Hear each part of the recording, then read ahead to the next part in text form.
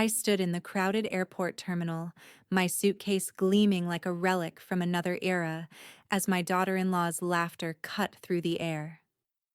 She travels like it's 1965, she sneered, her eyes flicking over my vintage bag with a mix of amusement and disdain. The sting of her words hit harder than I expected, and for a split second, I wondered if I'd always been invisible to them. But then, I smiled. Let them think they knew me, because soon they'd be boarding economy while I was about to rewrite the rules. All right, before we dive into this crazy story, do me a favor, subscribe and tell us where you're watching from. The rolling wheels of Helen's suitcase made a soft, rhythmic clack-clack against the polished tile of O'Hare's Terminal 5. She walked with deliberate calm, spine straight, steps steady. Her suitcase, a seafoam green hardshell Samsonite with brushed chrome latches, glinted under the fluorescence like a polished memory from another time. She loved it.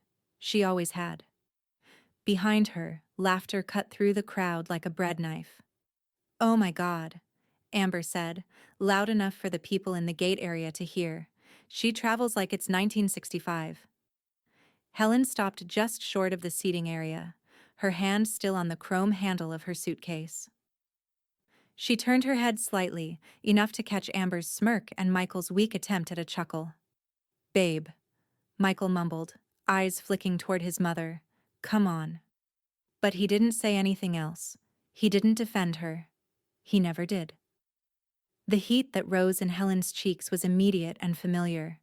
It wasn't just embarrassment. It was that quiet, seething hum she'd learned to control decades ago. A hum that started in the chest and wrapped itself around the heart like a band of iron. A teenage girl sitting near gate B12 whispered something to her boyfriend.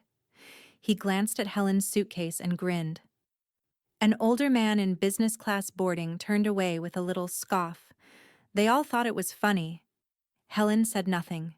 She simply shifted her grip on the handle, the metal cool against her palm, and kept walking toward the gate like she hadn't heard a thing. Behind her, Amber's voice floated through the air. "Seriously, though, that case looks like it's been through a Nixon campaign." More laughter. From Amber. From someone else. Not from Michael. But his silence was just as loud. The gate agent scanned Helen's boarding pass and smiled warmly. "Enjoy your flight, ma'am."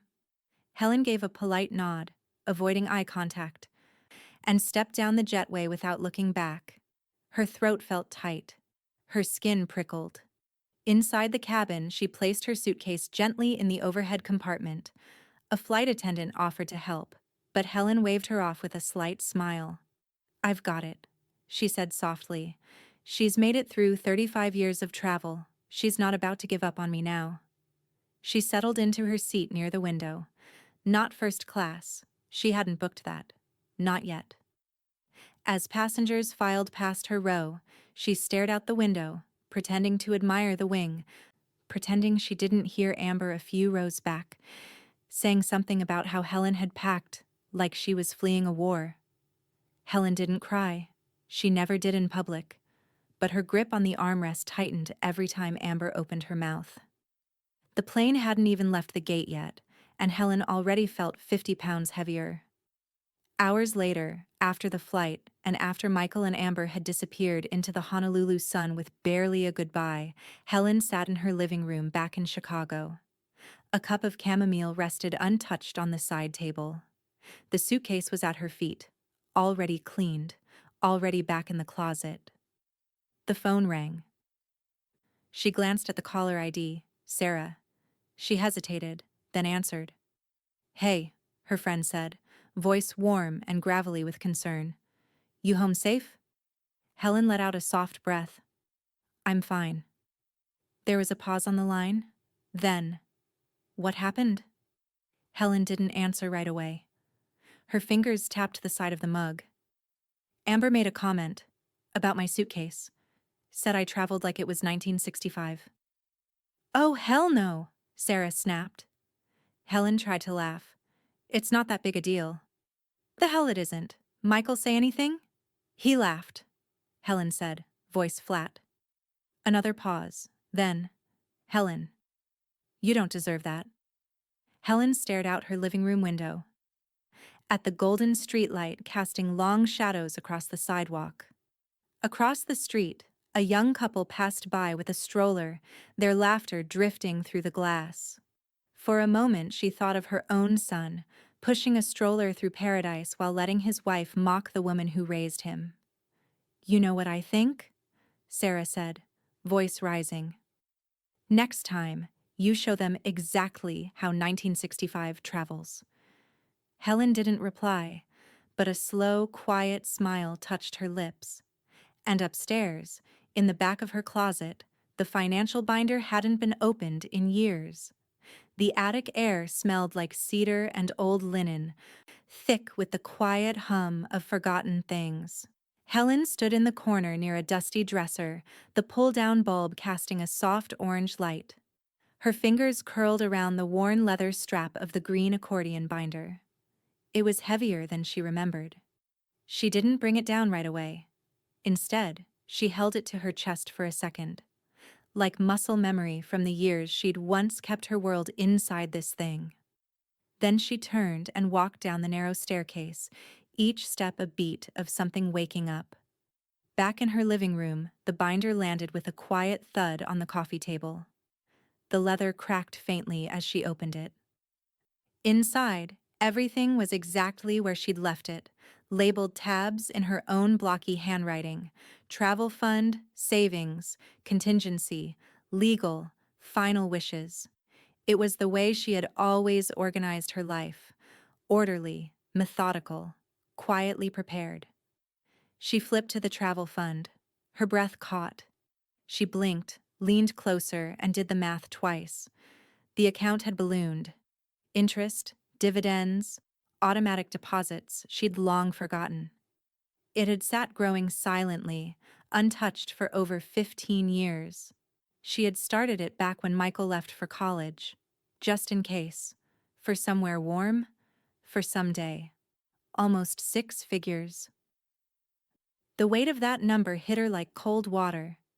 She sat back slowly, the binder still open in her lap. Her eyes drifted to the second page, a section she hadn't thought about in years. She scanned the line where the beneficiary designations were printed in block legal font. Primary beneficiary, Michael Grant contingent, beneficiary, Amber Grant. Helen stared at the names for a long moment. Amber. The voice echoing in her ears like a mosquito. She travels like it's 1965. Helen didn't move for several minutes. The house around her was still, the tick of the wall clock in the kitchen the only sound. Then she stood. She didn't hesitate this time. She walked to the hall table, pulled out her old address book from the drawer, and flipped to R. Her hand hovered over the cordless phone base, then lifted it. She dialed from memory. "Reed Law Group," came the receptionist's voice. "This is Tasha." "Hi, Tasha. This is Helen Grant. I need to speak to Mr. Reed." "Mrs. Grant." The voice perked up. "Mr. Reed is in. One moment, please." A brief hold. Classical music piped in softly. Then, "Helen," came the calm baritone on the other end. "How long has it been?" Helen didn't answer right away. She looked down at the binder again. "I need to make some changes," she said. "Soon." A pause. Then Thomas Reed's voice shifted, perceptive as ever. "Michael?" Helen's voice was measured, almost too even. "And his wife." "I see. I want everything reviewed. The travel account, the trust. All of it." Thomas didn't ask more. He didn't need to. "We can fix this," he said simply. "Come in Monday." Helen nodded as if he could see her. "Thank you, Thomas." As she hung up, her reflection caught in the darkened TV screen. Her jaw was set. Her spine was straight. The humiliation had cracked something open, but what rose up now wasn't wounded pride. It was clarity. She'd been holding the line for too long, silent, accepting, overlooked. Not anymore. She reached for the binder again, thumbing through the other tabs, updating mental notes as she went. It was time to reshuffle the pieces. Time to start the game over, this time by her rules. Outside, the wind picked up, rustling the trees in the front yard. A storm was coming in. She didn't mind. The bell above the diner door gave a cheerful ding as Helen stepped inside, pulling off her gloves. The warm scent of cinnamon rolls and bacon grease wrapped around her like an old quilt. It was just past 10 a.m., quiet except for a trucker nursing coffee in the far booth and a young couple sharing pancakes in the corner. Sarah was already behind the counter, wiping down a slice of formica that had seen 30 winters and just as many breakups. She looked up, eyes narrowing with concern as she spotted Helen. Helen slid onto a red vinyl stool at the counter and placed her purse carefully at her feet.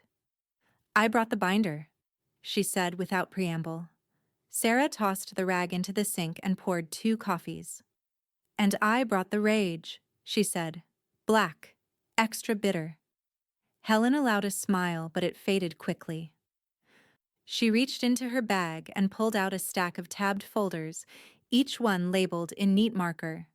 Trust, travel, insurance, property. Sarah blinked. "Jesus, you weren't kidding." "I don't kid about strategy," Helen said, flattening a page against the counter with the back of her hand. "Not anymore." Sarah topped off their mugs. "Tell me everything." Helen exhaled slowly. At the airport, before we boarded, Amber made a comment. Loud. Said I'd travel like it's 1965. Sarah's hand froze mid-reach. "What?" "In front of everyone," Helen added. "Strangers, staff." Michael laughed. Not a big laugh. Just enough. For a moment, Sarah didn't move. Then she picked up her coffee and slammed it down so hard the mug rattled. "Buy the whole damn cabin," she said flatly. "Leave them behind the curtain in whatever misery section airlines are calling economy now." Helen tilted her head. "I'm serious." "So am I," Sarah shot back. "If you've got the funds, and I know you do now, make it hurt. Not loud, not messy, just undeniable." Helen flipped open one folder. "I've started transferring the travel fund into an auxiliary account. Donna at Pacific Lux Airlines is a contact of Thomas's. I'll meet with her after he finalizes the paperwork." Sarah gave a low whistle. "Damn. You're actually going for it." Helen's gaze didn't waver. "Why shouldn't I?" From her coat pocket, her phone buzzed once. She slid it out, glanced at the screen, and set it face down on the counter without opening it. Sarah raised a brow. "Amber?" Helen nodded. "Group text. Just her and Michael. She's planning a real family trip once." She paused, her voice flat. "Once I'm gone." Sarah blinked. Gone? Helen said nothing. The silence answered for her. Sarah let out a low whistle. "That woman's got the emotional range of a wet napkin." Helen stirred her coffee, slow and measured. "I used to think ignoring it made me the bigger person. Now I think silence just makes it easier for people like her." "You're done being quiet," Sarah said, watching her carefully. Helen didn't answer, but she began sorting the folders into 2 neat piles. One marked for Thomas, one for Donna. She clipped a sticky note to the front of each and then, with surgical precision, folded the email printout from her account summary into the top pocket. Outside, the snow had started falling again, soft flakes drifting onto the sidewalk like tiny parachutes. A school bus groaned past the window. Helen's phone buzzed again. This time, Sarah picked it up. "Still her," she said, reading the preview. "Let's do Disney next summer, just us and the baby. Maybe Hawaii again, once your mom's out of the picture." She looked up, disgusted. "She sent that. In writing." Helen didn't flinch. "Let her plan it. She won't be the one flying first." Sarah leaned back, arms crossed. "You want me there when you meet Donna?" Helen finally smiled. "I was counting on it." Thomas Reed's downtown office hadn't changed in 20 years. Mahogany trim, navy carpet, floor-to-ceiling windows that framed Chicago like a snow globe. Helen sat across from him in the same leather chair she'd first used to sign Michael's college paperwork. Now, she leaned forward with her hands folded calmly, eyes scanning the page in front of her. Thomas adjusted his glasses. Everything's been transferred. Cleanly. The travel fund now sits in a private trust. Only your signature needed for disbursement. Helen nodded. And Michael? Removed as primary. You've got full control. His name's not tied to a cent. She allowed a quiet breath to release. Not relief. Confirmation. Thomas turned the page toward her. And this is the cabin reservation form. Donna walked me through the process. There's a premium for full exclusivity. Obviously. Obviously? Helen said, reaching into her bag and pulling out a slim envelope. That's the cashier's check. He smiled faintly as he opened it. You always were prepared. It's how I've survived, she replied. Thomas pressed the intercom. Tasha, can you bring in the call with Ms. Price? A moment later, the phone rang once and clicked to speaker. Hello, Mrs. Grant? Came a crisp, confident voice. This is Donna Price, Pacific Lux Airlines. Good morning, Donna, Helen said. Mr. Reed mentioned you're interested in booking the entire first-class cabin on Flight 832 to Honolulu. We ran the numbers. It's 12 pods, 3 flight attendants, and our Lux Concierge program.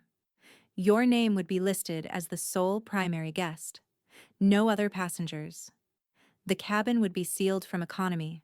Helen paused, then smiled. That will be perfect. Donna's voice warmed. I'll admit, I've never had someone do this quite so privately. Most people book this level for celebrities or corporate junkets. I'm neither, Helen said, just a woman tired of being seated behind people who think she doesn't matter. Thomas leaned back, visibly impressed. The terms look good. No penalties. Full refund policy in case of cancellation within 30 days. Not canceling, Helen said. Not backing out. Donna chuckled. Then you're about to be the most talked about passenger on that flight, whether you want to be or not. Helen signed the forms with smooth, steady strokes. No tremble, no pause. Her signature was as sharp as her new resolve. When the documents were all squared away, Thomas closed the folder gently. You know, Helen, he said, some people wait a lifetime for a moment of justice. Most never get it. But you. I'm not chasing justice, she interrupted, standing and adjusting her coat. I'm delivering a message. Thomas nodded once, slow and approving.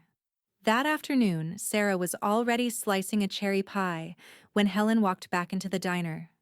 She didn't speak right away, just slid into the booth and unbuttoned her coat. Well? Sarah asked, handing her a steaming mug of tea. Helen reached into her bag and laid the signed confirmation on the table like it was a royal decree. Sarah leaned in, eyes widening. Is that 12 seats? Helen said softly. All mine. Sarah stared for a beat, then let out a loud, gleeful laugh that startled the UPS driver by the window. Oh my God, you bought the damn sky. Helen smiled. They'll be somewhere around row 36, with the baby. And the peanuts. Sarah lifted a forkful of pie in salute. You are my personal religion now. Helen stirred her tea, the lemon slice drifting in slow circles. Her phone buzzed once in her purse. She didn't move to check it. Sarah watched her. You gonna tell them? Helen shook her head. Let them dream of champagne and lie-flat seats. Let her post about it. Brag about it. Let them believe they've won. She paused, looking out the window as the diner lights reflected in the snow outside. I want the moment to hit as they board. It was late Saturday morning, 2 days before departure, when Helen heard the knock at her door. She opened it to find Michael holding a bakery box, the corners slightly smudged with frost. Amber hovered behind him in oversized sunglasses, despite the cloud cover. "Hey, Mom," Michael said, his voice overly cheerful. "We were in the neighborhood." Helen stepped aside. "That's unusual." Amber breezed in like she owned the air. "You'll never guess what we got," she sang, strutting past the entryway and setting her oversized tote down like it had somewhere important to be. Michael offered the box. "Cherry Danish. From that French place in Lincoln Park you used to like." Helen took it with a polite nod and carried it to the kitchen, setting it down next to the kettle, which had just begun to whistle. She poured the hot water over her tea bag and turned around slowly, back against the counter. Amber was already unzipping her coat dramatically, like she was opening a curtain before a big reveal. "So, guess what Michael did?" she asked, nudging him with an elbow. Michael gave a sheepish grin. "Figured we deserved a little upgrade, you know." Helen raised a brow. "Upgrade?" Amber clapped her hands and whipped 2 papers out of her bag. "First-class seats, baby. Seats 1A and 1C. We're flying big." Helen's eyes flicked down to the papers. Printed at home. Grainy. Not even cardstock. But the seat numbers were there in bold type, circled in pink highlighter. She didn't speak. Just tilted her head slightly, a gesture that felt both amused and tired. Amber leaned against the counter like she was posing for a travel brochure. "We used points. Michael's Amex covered most of it. It's only right. We've got the baby, and honestly, economy is just exhausting." Michael shrugged. "You're gonna love it, Mom. We'll have champagne before takeoff. Real meals. Those big pods with blankets and noise-canceling headphones. It's gonna be nice." Helen brought her cup to her lips and sipped, quietly. "I mean," Amber continued, oblivious, "no offense, but flying coach at our age with a toddler? That's just brutal." Helen took another long sip of her tea, eyes fixed on Amber over the rim of the mug. Amber grinned. "What seat did you get again, Helen? Somewhere in the back, right?" Helen lowered the cup. "Oh, I'm sure I'll be comfortable." Michael smiled, clearly proud of himself. "We figured we'd board early with the baby and get settled in the pods. I've always wanted to try that little warm towel thing they do." Amber made a show of pulling out her phone. "We've been looking at photos of the cabin online all morning. There's even a little bar area." I told Michael, "We're going to toast to new beginnings." Sarah, sitting in the armchair near the window, raised her eyes over the rim of her mug and gave a subtle wink toward Helen. Helen didn't react. Amber, catching the exchange, tilted her head. "Is something funny?" Helen shook her head. "Not at all." "You don't seem surprised," Amber pressed. Helen turned toward the kitchen, placing her mug in the sink. "You'll find air travel often isn't what it seems." Amber blinked. "What does that mean?" Helen wiped her hands on a towel. "It means," she said, calm and steady, "expectations can be tricky. Sometimes they board first. Sometimes not." Amber opened her mouth to respond, but Helen's phone buzzed on the counter. She picked it up, glanced at the screen, and tucked it into her sweater pocket without a word. Outside, the wind picked up, sending dead leaves scuttling across the porch like tiny messengers of change. "Anyway," Amber said too brightly, "I just wanted to say I'm really glad we're all doing this trip together. I think it'll be good for the family. Some quality time." Helen smiled faintly. "I'm sure it'll be memorable." Helen sat at her kitchen table, the morning sun slanting through the blinds in sharp gold lines. In front of her lay a heavy cream-colored envelope, embossed with Pacific Lux's signature blue seal. It gleamed like it had somewhere to be. She ran her thumb along the raised edges of her name, Mrs. Helen Grant, and smiled. She unfolded the contents slowly. The reservation packet was thick, printed on textured paper, and neatly bound with a satin ribbon. At the top was a line of elegant script. Exclusive cabin booking. Flight 832. O'Hare to Honolulu. Reserved guest, 1 access, full cabin pod control and concierge services. She didn't need to read it again. She'd memorized every detail. Still, she let her fingers linger over the airline seal. It wasn't about the luxury. It never had been. It was about what it meant. The silence of 12 empty pods, the comfort of being alone, and the satisfaction of knowing Amber would choke on the recycled cabin air all the way to the islands. The cordless phone on the wall chirped once, then blinked. Voicemail. Helen pressed play. Michael's voice filled the room, breezy and clueless. "Hey, Mom. Just wanted to say we're getting excited. Amber's already packing bathing suits, and I grabbed those new Bose headphones. Super fancy. Hope you're ready for paradise. Should be fun. Call me if you need help checking in or anything." Beep. She stared at the machine for a full 10 seconds, then calmly walked over and hit delete. From the hallway, Sarah's voice floated in. "He call again?" Helen didn't answer.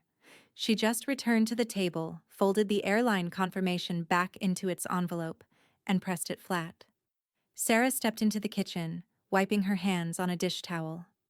"Let me guess. Still thinks he's cruising first class with the lady who insults your luggage." Helen gave a slight nod. "They're going to be stunned." "Stunned is generous," Sarah said, opening the fridge. "It's gonna feel like getting hit by a truck made of peanuts and plastic wine cups." Helen smiled, her gaze dropping to the envelope again. Sarah closed the fridge, leaned against the counter, and said with mock solemnity, "Paradise will be row 36. With a sticky tray table, and a baby who thinks screaming is jazz." Helen gave a soft laugh. "I hope they board early. Gives them more time to wonder." She stood and walked down the hallway to her bedroom, Sarah trailing behind. On the bed, her vintage Samsonite sat open, half-packed, its interior lined with striped cotton. Neatly folded blouses in ivory and navy. One pressed linen dress. A paperback copy of A Movable Feast. Her travel outfit was already hanging on the closet door. Slacks, blouse, cardigan. Quiet elegance. She reached into her top drawer and took out a small felt pouch. Inside, a pair of pearl earrings her late husband had given her for their 25th anniversary. She clipped them on with practiced ease. "You really do travel like it's 1965, Sarah said softly from the doorway. Helen turned slightly. "Thank you." As she rolled a silk scarf and tucked it beside her shoes, Sarah crossed the room and laid a hand gently on her shoulder. "You don't owe them any explanation," she said. "You don't owe them anything." "I know," Helen said, carefully zipping the suitcase closed. "But I'll give them a memory." Sarah raised an eyebrow. "A loud one?" Helen's eyes twinkled. "No, a silent one, the kind that lingers." She set the suitcase on the floor by the door, its chrome handle catching the light like a blade. Her phone buzzed again. This time, it was a text. "Amber, hope you packed something light. It's gonna be hot in first class." Helen didn't respond. She simply locked the screen and placed the phone upside down. Helen sat at the kitchen table, the same one where she'd once baked birthday cakes and paid bills and written sympathy cards by hand. Now, in front of her, sat her iPad, screen glowing with Instagram's endless scroll of curated nonsense. Amber's feed was alive, a filtered shot of a stack of luggage, hard-shell rose gold suitcases that looked more decoration than utility. The caption read, "We don't travel, we arrive. First class fam, cha, island energy." Another photo. Amber, in oversized sunglasses and a floppy hat, pouting in front of the mirror. The baby's foot poked up from a diaper bag on the floor. Mom mode, but make it fashion, Gakshas upgrade season. Helen sipped her coffee and said nothing. She wasn't angry, not anymore. That emotion had passed weeks ago. What she felt now was colder, cleaner. Another post appeared, a selfie with Michael holding the baby and grinning like a discount travel blogger. Amber's caption, counting down to takeoff, baby's first time in first class. And probably not the last. Right, hubby? Helen blinked once and set the tablet down. From the living room, her phone vibrated softly. She let it buzz a second time before walking over. A message from her cousin Linda lit up the screen. "Hey, just saw Amber's Insta. You guys flying together?" Helen typed slowly, deliberately. "We'll see." She stared at the blinking cursor, then hit send. Behind her, Sarah laughed. One of those half-snorted, amused coffee laughs that always came when she wasn't trying. That vague little, "we'll see," was pure art, she said, stepping into the kitchen, mug in hand. You could run for office with that level of diplomatic shade. Helen raised an eyebrow. It's honest. Sarah took a seat. You've got more patience than me. I'd have responded with, "Only one of us is flying first class, and it ain't the one with glitter on her passport holder." Helen chuckled. She'll find out soon enough. Sarah leaned forward. Are you nervous? Helen considered that. No, not nervous, just ready. She stood, walked over to the ironing board and unfolded the soft navy slacks she'd set aside the night before. Her travel blouse was already hanging beside it, a cream button-up with a subtle stitched hem. Nothing loud. Just quietly perfect. She filled the iron's water chamber and pressed the steam button, waiting for the soft hiss that followed. Sarah watched her for a moment. You still haven't told them anything? Not a word. Even Michael? Helen looked up. Especially Michael. The iron slid across the fabric, slow and firm, leaving a smooth, creaseless path. A ritual, a preparation. Her hands moved with the kind of grace you only earned after years of doing everything for everyone and finally deciding, no more. Her laptop chimed from the sideboard. She wiped her hands, crossed the room, and opened the message. Donna Price, Pacific Lux, Concierge Services. Subject, Final Confirmation, Flight 832. Helen opened the email. Mrs. Grant, we are pleased to confirm your full exclusive reservation of the first-class cabin on Pacific Lux Flight 832 to Honolulu. Our staff will greet you at Gate 14B for pre-boarding and escort you privately to your cabin. Should you need anything prior to departure, don't hesitate to contact us directly. Sincerely, Donna Price Senior Client Manager. Helen reread the line. Escort you privately to your cabin. The corner of her mouth twitched. Sarah peeked over her shoulder. Everything set? Helen nodded. Everything. Her phone buzzed again. Amber. Just confirmed our ride to the airport. We'll see you at the gate. Can't wait to toast champagne together before takeoff. Helen powered the phone off. O'Hare was its usual symphony of motion, wheels rolling over tile, gate announcements crackling overhead, people zigzagging with caffeine-fueled urgency. Toddlers cried. Someone argued over a seat assignment in Concourse H. Business travelers stared blankly at CNN on mute. And in the middle of it all, Amber Grant moved like she thought the terminal existed to spotlight her entrance. She strutted through the crowd in a coordinated linen jumpsuit and wedge heels, oversized sunglasses perched like a crown. The baby bounced on her hip in a designer carrier as Michael trailed several paces behind, juggling 2 roller bags, a diaper backpack, and the baby's pink stuffed giraffe, which kept falling. Amber's voice floated above the crowd. People really don't dress to travel anymore, huh? She said to no one in particular. Like, leggings? Really? This is first class, not a sleepover. Michael puffed slightly behind her. Do we have the wipes? She didn't answer, too busy adjusting her sunglasses for the 5th time and checking her phone for likes. Gate 14B came into view. There, standing near the velvet ropes, Helen waited. her vintage Samsonite at her side. A simple navy trench coat, small pearl studs, nothing flashy, just composed. She looked like she'd stepped out of a black and white photo and into the present, unimpressed by the color. "Mom," Amber chirped. "There you are. You look classic." Helen gave a polite nod. "Morning." Michael offered a tired smile. "We thought we'd check in together. Might get us pre-boarding since we've got the baby." Helen didn't reply. She simply stepped back to allow them to move ahead. Amber marched straight to the counter. "Hi, we're flying first class today. Seats 1A and 1C. Grant family." The gate agent, a young woman with glossy curls and a subtle lip stain, scanned the boarding passes. She glanced down at her monitor, then at Amber. Amber flashed a tight smile. "Is there a problem?" The agent said nothing, just gave a faint neutral nod. "One moment." Michael looked over at Helen and shrugged. "Probably just checking the baby's name or something." Behind them, more passengers gathered, families wrangling kids, solo travelers with noise-canceling headphones, a couple in matching Hawaiian shirts. Helen stepped forward now, slowly, calmly.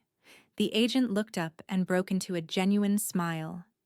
"Mrs. Grant, good morning. We've been expecting you." Helen returned the smile with the grace of someone being welcomed home. Amber turned, lips parted. "Wait. What?" The agent gestured toward a separate rope line. "If you'd like to pre-board now, Mrs. Grant, we'll escort you directly. Concierge staff is ready at the jetway." Helen nodded, reaching into her coat pocket and producing her single boarding pass, crisp, thick, and bearing the unmistakable blue seal. She handed it over without looking at Amber. Amber blinked. Hang on. Are you in our section?" Helen smiled faintly. "Something like that?" Michael looked from Helen to the gate agent, confused. "Wait. What's going on?"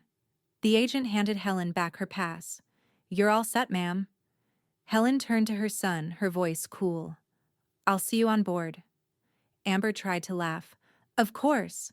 Let's just check this baby bag and—" "Boarding groups 3 and 4. The loudspeaker interrupted. "You may now proceed to gate 14B."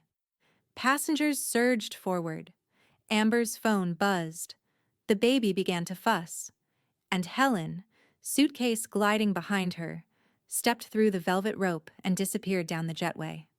The jet bridge buzzed with the hush-before-takeoff hum, that sterile corridor where the fantasy of luxury travel either begins or unravels. Helen stood at the mouth of it, her vintage Samsonite in one hand, her reservation documents in the other, crisp and folded neatly inside a leather folio. Just ahead, near the aircraft entrance, stood Donna Price in a navy blazer and gold Pacific Lux nameplate, her hair swept into a sleek twist, her posture exact. When she spotted Helen, her professional smile shifted into something warmer. "Mrs. Grant," she said, stepping forward with practiced elegance. "Welcome to your cabin." Helen smiled softly. "Thank you." Donna extended her hand to take the folio. "If you'd like, we'll store this for you in the forward closet. Everything's been arranged as discussed.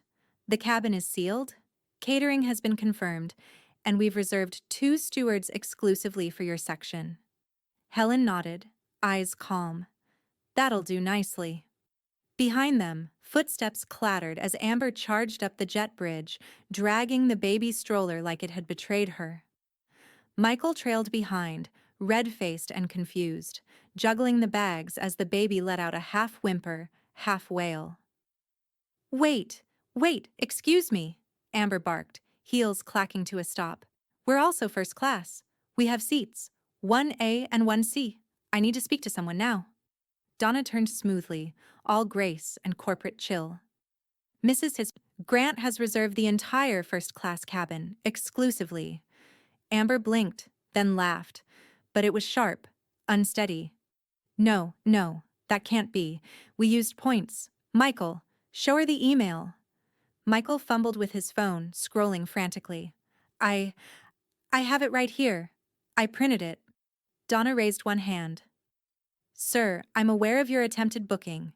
Those seats were blocked before your request was processed. You were automatically rerouted to main cabin. It should have reflected on your mobile app. Amber's face morphed in real time from disbelief to offense to rage. You mean, she bought the whole damn cabin just to keep us out? Helen didn't say a word. She simply adjusted the pearl button on her sleeve. Michael's mouth opened, but nothing came out. He looked at Helen like he'd never seen her before. Amber, now fully unraveling, stepped forward. We have a baby. She can't just lock us out of first class. There are laws about that, right? Donna's voice was silk wrapped around steel. Mrs. Grant owns this cabin for the duration of the flight. This is a private contract. Your seats are in main cabin. Row 36, middle and aisle. Infant in lap policy still applies. Amber made a guttural sound. This is insane. You can't let her do this. Helen finally looked at her. You mocked my suitcase, not my intelligence. The baby, as if sensing the tension cresting like a wave, began to cry, loud and desperate. Michael tried to bounce her gently, but she screamed harder, her tiny fists flailing. From down the jet bridge, other passengers slowed their approach, watching the scene unfold. A woman with a neck pillow angled her phone discreetly. A man in a Cubs cap muttered, "Damn," under his breath. Someone else pulled out their camera app. The moment was going viral before the aircraft even left the tarmac. Amber's cheeks burned crimson. You're punishing us. Helen tilted her head. No, I'm boarding. She turned without waiting for a response and walked with quiet authority into the cabin. The baby's cries echoed behind her like a soundtrack she didn't have to hear anymore. Donna gave a subtle nod to the flight attendant. Close the curtain behind her. The heavy fabric slid into place, cutting Amber and Michael off in one smooth, luxurious motion. The hum of the aircraft filled Helen's private cabin like a soft lullaby. Low, steady, civilized. She sat nestled in Pod 1A, a pod that would have gone to Amber had the world been less just. A warm white blanket covered her legs. Her Samsonite, freshly wiped and gently handled by crew, was tucked in the storage space nearby, safe and undisturbed. Next to it, a single pale pink camellia rested in a tiny bud vase affixed to the pod's tray, a quiet touch from the concierge team Donna had promised. Helen smiled when she noticed it. Mrs. Grant, said a flight attendant with an elegant bun and an Irish lilt. Your champagne. Helen accepted the glass with a gentle nod. Thank you, dear. The bubbles danced against the rim as she took a measured sip. Dry, perfectly chilled. Brute, not sweet. The taste of full control. A notification pinged quietly on her iPad. She tapped it. Sarah. She's losing it. You have to see this. Attached was a screenshot from Facebook, already starting to circulate on travel forums. Amber Grant posted to bad airline behavior, Pacific Lux ruined our trip. We booked first class and were humiliated. My mother-in-law, who I won't name, manipulated the system, with a baby involved. Pacific Lux, shame on you. The gate staff were disgusting and cold. We are reporting this legally. Underneath it, 15 likes, 32 comments, 2 laughing reacts. Helen scrolled. Commenter 1. LOL, sounds like your MIL outplayed you. Commenter 2. So, she bought first class and you didn't? Where's the drama? Commenter 3. You put this on the internet? Girl. Another sip of champagne. She didn't smile. She didn't need to. The silence was louder than any vindication. Her phone buzzed. A text from Thomas Reed. Just FYI, the trust accounts are locked, the travel fund is legally firewalled, and her name isn't on anything. They can stomp, cry, and post, but there's no legal leg for her to stand on. Enjoy your trip. Helen stared out the window. The sun was rising now, a thin gold line just beginning to curve around the horizon. They hadn't even taken off, but she felt lighter already. Like her spine had shed something it had carried for decades. Across the curtain, literal and emotional, she could hear muffled chaos. Someone was clearly arguing in row 36. A flight attendant's voice tried to soothe. A baby was wailing again. Michael's voice was audible for a second. Something clipped, probably strained by both volume and shame.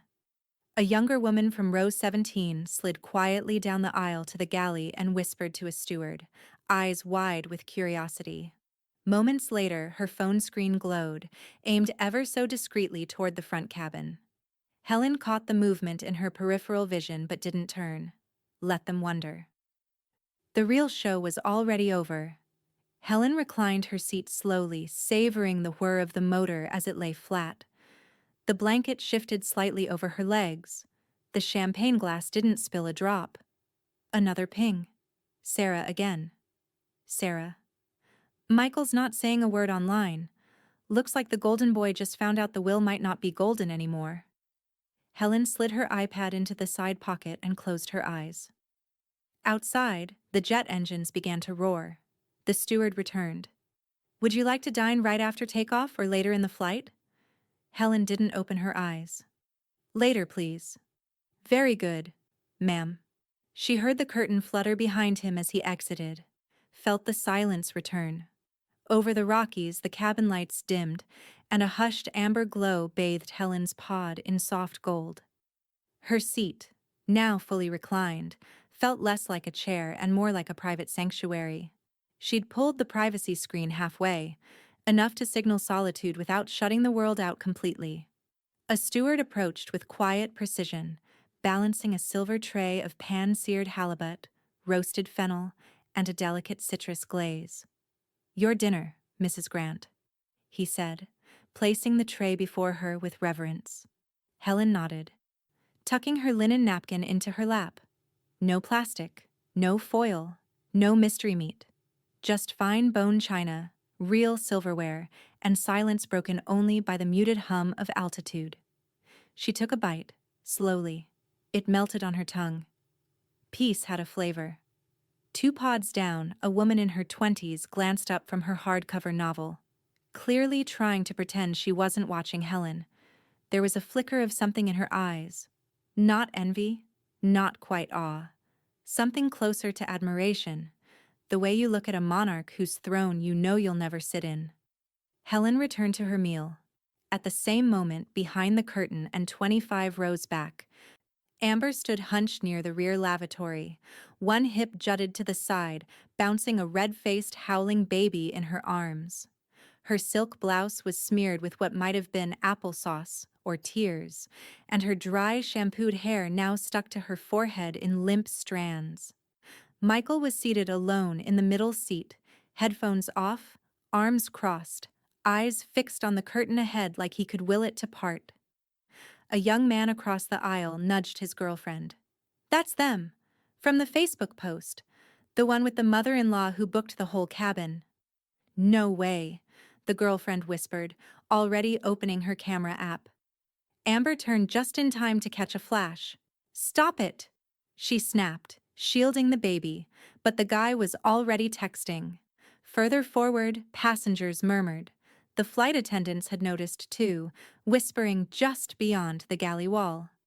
I heard she bought every seat up there, one said. For herself? Yep.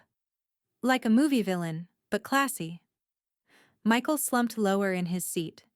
Back in Pod 1A, Helen finished her meal and wiped her lips delicately. She sipped from a fresh glass of sparkling water infused with lemon and cucumber. A hot towel was presented next. She pressed it gently against her face and let the warmth settle into her skin. From the window, the sky stretched out in every direction, soft and endless. Cotton clouds floated below, serene and untouchable. The isolation wasn't lonely, it was curated. A steward appeared again, offering a small dish of tiramisu. May I bring anything else? he asked. Helen smiled. No, thank you. This is perfect. He nodded, then hesitated. If I may ask, Mrs. Grant, is there a reason you booked the whole cabin? Helen turned her gaze to him, unreadable, but kind. I've spent my whole life in the background, always boarding last, letting others speak first. I just wanted to know what it felt like, to take up space. He nodded, clearly unsure how to respond. Well, you wear it well. She gave him a gentle smile. I know. At the back of the plane, Amber hissed to Michael. She planned this to humiliate us. Michael didn't respond. His gaze remained fixed on the curtain. His eyes were glassy now.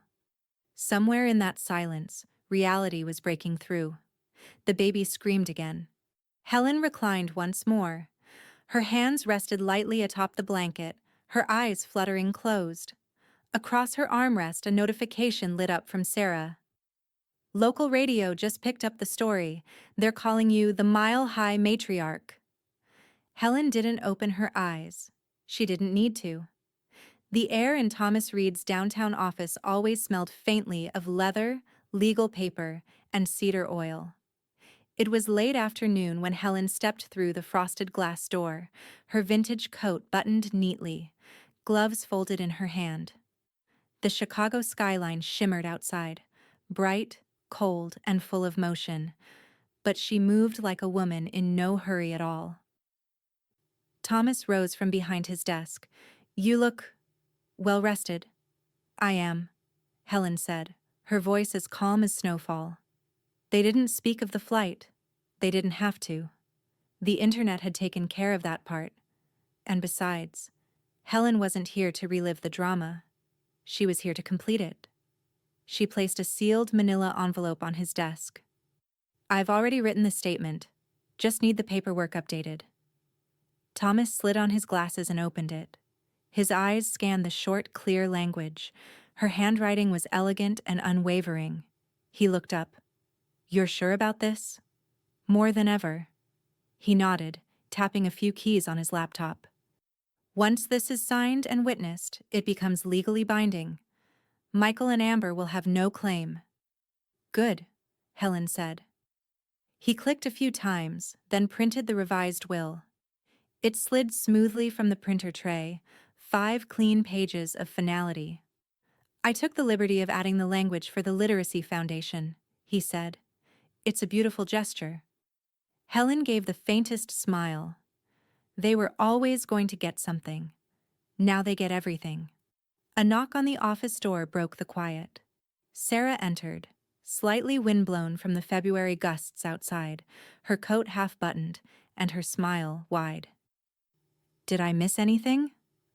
Perfect timing, Thomas said. We need a witness. Sarah walked over, kissed Helen on the cheek, then leaned down and whispered, You really are the mile-high matriarch, you know. Helen arched an eyebrow. I prefer executor-in-chief. They both laughed. Thomas handed over the documents, and Helen signed each one with a slow, deliberate stroke of the pen. When Sarah added her signature on the witness line, she didn't even pause. She'd never looked prouder. Helen sat back in the leather chair, her hands folded, her gaze distant for a moment. You okay? Sarah asked softly. Helen's voice was quiet, but sure. For the first time in a long while. Yes. Thomas gathered the documents, sealed them, and slid one certified copy into a folder for Helen. That's it. It's done. Helen stood. So did Sarah. They walked out of the office together, the door clicking softly behind them. The elevator opened and Helen stepped inside, briefcase in hand. On the ground floor, they exited into a gust of crisp Chicago air. The wind snapped against their coats, the sun bright above the glass towers, the streets humming with life. Helen inhaled deeply. It filled her lungs like fresh paint in a room she'd just reclaimed. Sarah looked over. What now? Helen smiled. Now I start the part they never planned for. They stood there a moment, watching the world move. Then Helen pulled her gloves back on and stepped off the curb into the crosswalk. The voicemail came just after 8 a.m., the morning sky still bruised with early gray. Helen sat at her breakfast table, steam rising off her tea, the butter on her toast melting into pale gold rivulets. The phone buzzed once and went silent. Then buzzed again. Then again. Amber. Helen picked it up, glanced at the screen, then set it back down face down. She didn't press play. Didn't need to. She already knew the rhythm of Amber's voice when it was pleading. She'd heard it in reverse for years, smugness trying to dress itself up as concern, entitlement veiled in sugary tones. Whatever the message was now, it would be a symphony of backpedaling. A tap at the window interrupted her thoughts. Sarah stood outside with 2 coffees and a wind-chapped grin. Helen opened the door before she could knock. "I brought fuel," Sarah said, holding out one of the cups. "And donuts. But I ate half of yours on the way." Helen took the cup and smiled. "You're forgiven." "Big day," Sarah said, stepping into the foyer. "You ready?" "I was born ready," Helen replied. Sarah paused. "You hear from them?" Helen didn't look at the phone. "Amber called. I didn't listen." "Smart," Sarah said. "People only reach out when they realize you've stopped giving." Helen walked to the sideboard and opened a drawer. Inside was a long white envelope, heavy, official, sealed. She handed it to Sarah. "Check's in there," she said. "Fully funded." Sarah whistled low. "This'll keep that foundation running for a decade." "They'll build the second floor," Helen said. "And a new wing, named after Robert." Sarah softened. "He'd be proud of you." "I'm proud of me," Helen said simply. The ribbon-cutting ceremony at the Southside Literacy Center was modest, but full of warmth. Streamers fluttered in the breeze. A local news van parked crookedly near the curb. Children sat cross-legged on the sidewalk in matching t-shirts that read, "Readers Rise." The new building gleamed behind them, fresh red brick, tall windows, and above the double doors, a new metal sign, "The Grant Wing in honor of Helen and Robert Grant, for the readers still to come." Helen stood to the side, her suitcase beside her like an old friend. Not tucked away, not hidden. Present. Proud. A woman from the foundation approached, clipboard in hand. "You don't know what this means to us." Helen smiled. "I think I do." The woman nodded. "You could have given this anywhere." "I did," Helen said. "Right where it's needed." The mayor's liaison gave a short speech. Then came the ribbon. The oversized scissors. A countdown. 3, 2, 1. The ribbon snapped with a satisfying snick. The crowd erupted in cheers. Kids clapped and waved bookmarks in the air. One little girl in a purple hoodie shouted, "Thank you, Mrs. Grant," and ran up to hug her without hesitation. Helen knelt and hugged her back, her pearl earrings catching the sun. "I'm going to read 5 books this year," the girl said proudly. "Make it 6," Helen whispered. "I believe in you." Later, inside the new children's reading room, sunlight poured in through high windows. The bookshelves were still half empty, waiting. A group of teenagers sat at a nearby table, flipping through college prep guides. In the corner, someone tuned an old upright piano. Helen sat near the window, suitcase tucked under her chair, a small nameplate already installed beside it. Sarah Lewis, witness to donor, read the guest list in the local paper. She sat beside Helen now, legs crossed, eyes shining. "They'll talk about this," Sarah said. "For years." "Let them," Helen replied. "Not the way they talked before." "No," Helen agreed. "Better this time." Her phone buzzed again. Amber. Voicemail, chipper 3. Helen silenced it without a glance. Sarah smiled. "You're a fortress." "No," Helen said, gazing at the shelves. "I'm a lighthouse." The news broke on a rainy Thursday morning, buried halfway down the business section of the Chicago Tribune's website. Former real estate agent Michael Grant declares, Chapter 13 Bankruptcy Amid Sudden Asset Liquidation. Helen read the headline once, then again, then sipped her tea without flinching. She didn't need the details, though she read them anyway.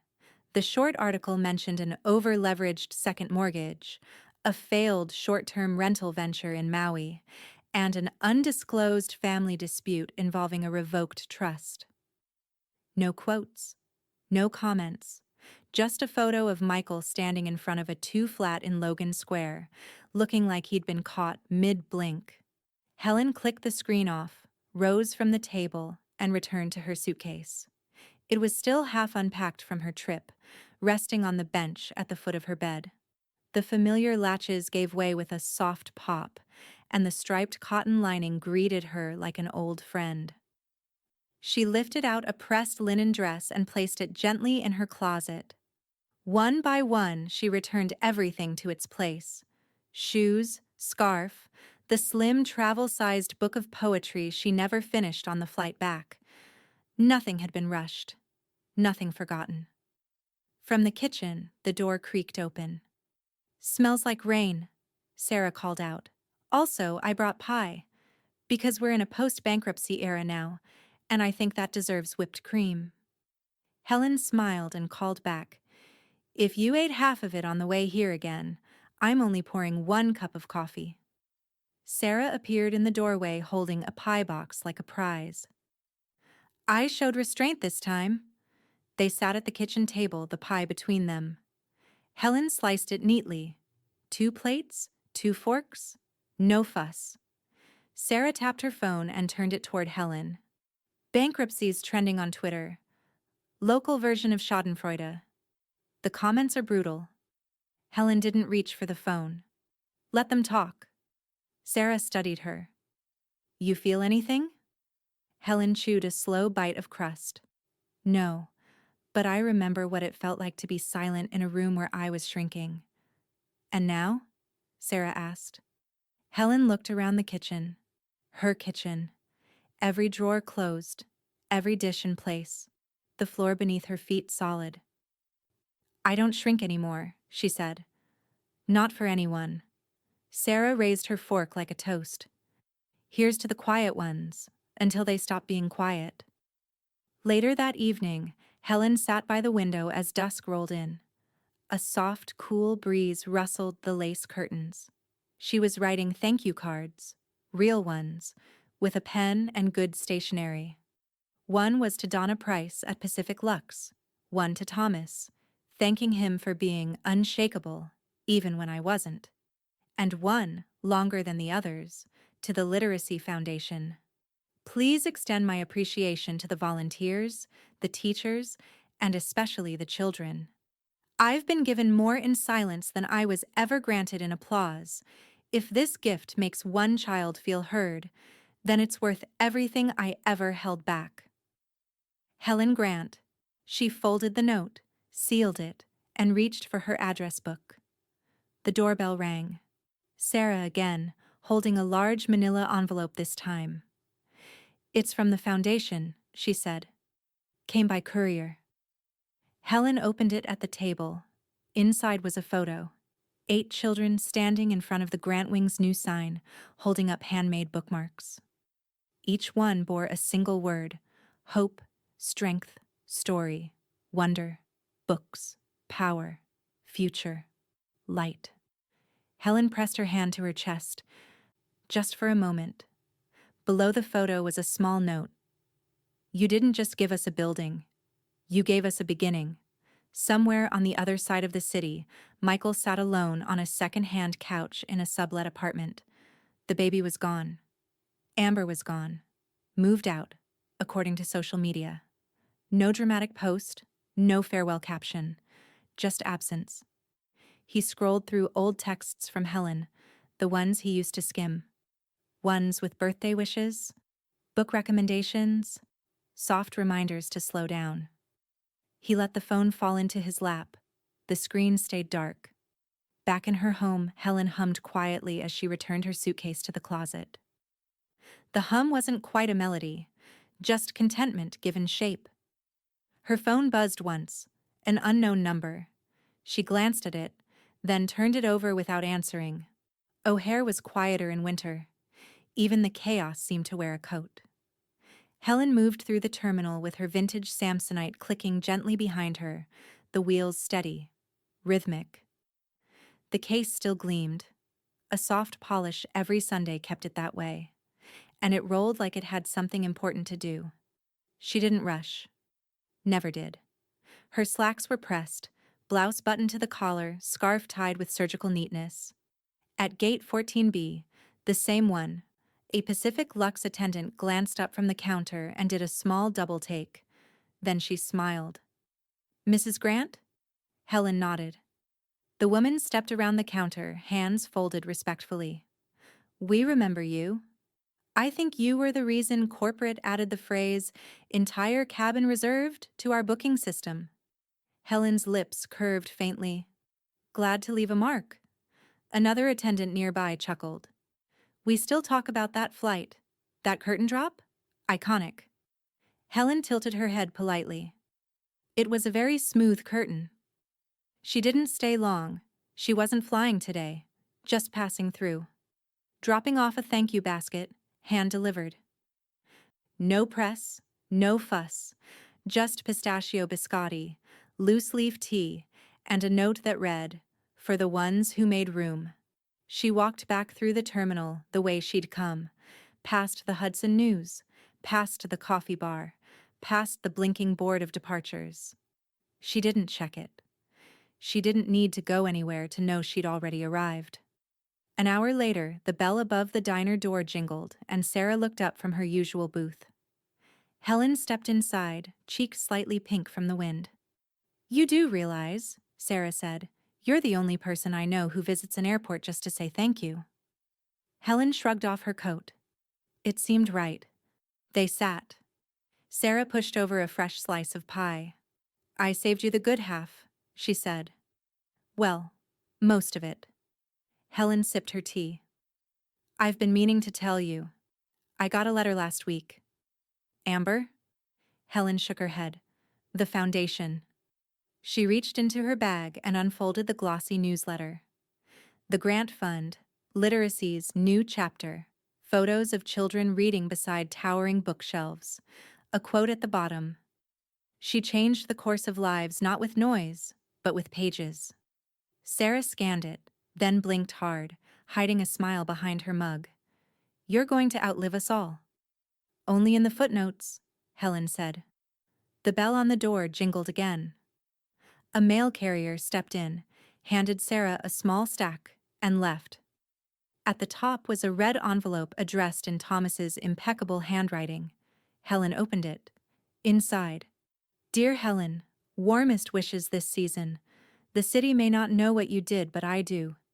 You rewrote everything. Not many people get that chance. Fewer still take it. Yours, always Thomas." She folded the card carefully, then tucked it beside her plate. They didn't talk much after that, just sat in the quiet comfort of earned peace. The diner buzzed gently around them. A man paid for his coffee. A child spun on a stool. Somewhere, the radio played Ella Fitzgerald singing about summer, but outside, snow had begun to fall. That night, Helen lit a candle by the window. She'd started doing that once a week. Not for anyone, just because. She unpacked her suitcase. Again. A quiet ritual now. Not out of need, but choice. The act reminded her. She could go, or stay, or stand still. The flight had been hers all along. She placed her passport back in its drawer, nestled beside her old boarding passes, the ones with her name in black ink on every seat. All 12 of them. As she slid the drawer shut, her phone buzzed.